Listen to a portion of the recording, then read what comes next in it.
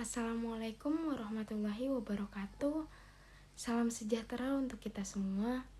Yang saya hormati Ibu dosen pengampu mata kuliah Sistem Pengendalian Manajemen, Ibu Reskino SE MSI AK PhD CA CMA Sera CBV CDMS. Sebelumnya perkenalkan, nama saya Salwa Fajra Rahmadani dengan NIM belakang 102 dari kelas 5D Akuntansi. Di sini saya akan menjelaskan materi mengenai kompensasi manajemen untuk memenuhi UAS mata kuliah Sistem Pengendalian Manajemen. Saya tertarik untuk menjelaskan materi ini karena kompensasi manajemen merupakan salah satu aspek kunci dalam sistem pengendalian manajemen. Hal ini bertujuan untuk memastikan tercapainya tujuan perusahaan melalui motivasi yang tepat kepada karyawan, baik individu maupun kelompok. Nah, salah satu bentuk motivasi yang perusahaan sering gunakan adalah insentif.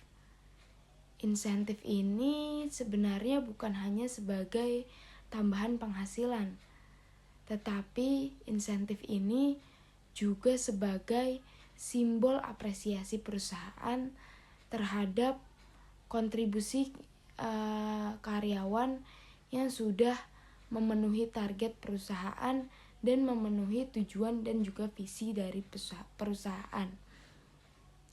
Selanjutnya, pokok bahasan yang akan saya jelaskan yaitu yang pertama mengenai insentif itu sendiri, yang kedua mengenai karakteristik rencana kompensasi insentif, dan yang ketiga mengenai teori-teori agensi. Nah, mungkin langsung saja kita bahas satu persatu mengenai materi dari kompensasi manajemen ini. Yang pertama yaitu ada insentif. Insentif ini memiliki pengertian sebagai penghargaan yang diberikan di luar gaji pokok. Nah, insentif ini diberikan bertujuan untuk meningkatkan motivasi kerja, dan sifatnya itu tidak seperti bonus yang sifatnya itu mungkin lebih terjadwal atau terstruktur. Insentif ini itu sifatnya lebih fleksibel dan dapat diberikan berdasarkan pencapaian tertentu, seperti contohnya target bulanan ataupun keberhasilan menyelesaikan proyek perusahaan. Insentif ini dapat diberikan dalam bentuk finansial maupun non-finansial.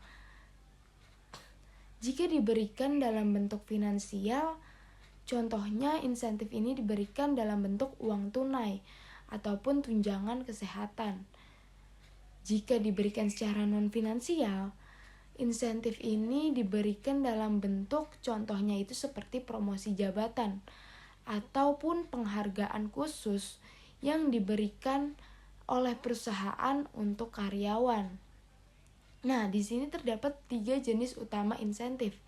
Yang pertama yaitu individu yang diberikan insentif berdasarkan kinerja personal seorang karyawan. Jadi ketika seorang karyawan memenuhi target, memenuhi kinerja yang dimau perusahaan, maka karyawan tersebut berpotensi untuk diberikan insentif. Yang kedua, tim yang didasarkan pada keberhasilan kelompok dalam mencapai target tertentu. Ketika sebuah tim mencapai target tertentu oleh perusahaan, biasanya perusahaan akan memberikan insentif secara tim pada tim tersebut. Dan yang terakhir, organisasi, di mana seluruh karyawan akan mendapatkan insentif jika perusahaannya ini melampaui target secara keseluruhan. Bagi perusahaan sendiri, pemberian insentif ini memiliki banyak sekali manfaat. Contohnya, seperti untuk meningkatkan produktivitas, loyalitas karyawan, hingga profitabilitas bagi perusahaan. Sementara bagi karyawan, insentif ini digunakan sebagai acuan motivasi tambahan untuk meningkatkan kepuasan kerja dan memberikan rasa dihargai dari perusahaan atas kontribusi yang sudah mereka lakukan untuk perusahaan. Dalam perancangannya sendiri, rencana kompensasi insentif ini dibagi menjadi 2, yaitu kompensasi insentif jangka pendek dan kompensasi insentif jangka panjang. Insentif jangka pendek ini biasanya diberikan berdasarkan kinerja tahunan, seperti bonus yang dihitung dari laba bersih ataupun target penjualan. Sementara untuk insentif jangka panjang sendiri diberikan dalam bentuk opsi saham ataupun saham kinerja yang dirancang untuk mendorong pencapaian tertentu untuk meningkatkan strategis perusahaan dalam periode yang lebih panjang. Selanjutnya, kompensasi manajemen ini juga erat kaitannya dengan teori agensi karena akan menggambarkan hubungan antara pemilik perusahaan sebagai prinsipal dan manajer ataupun karyawan sebagai agent. Dalam teori ini, insentif ini digunakan dalam teori agensi ini sebagai alat. Untuk apa? Untuk menyesuaikan kepentingan prinsipal dan juga agent untuk mengurangi potensi konflik kepentingan. Karena ketika menggunakan insentif ini, perusahaan akan mendapatkan feedback yang baik antara perusahaan dan juga karyawan, sehingga tujuan perusahaan diharapkan dapat terpenuhi. Lalu insentif ini harus diawasi dan harus melakukan pembagian tanggung jawab yang tepat untuk menjaga keseimbangan antara perusahaan, prinsipal, dan juga agent. Kompensasi, khususnya insentif ini, merupakan instrumen yang penting untuk mendukung pengendalian manajemen dan untuk mendorong keberhasilan perusahaan. Penerapannya ini harus dilakukan secara adil, terukur, dan juga efektif.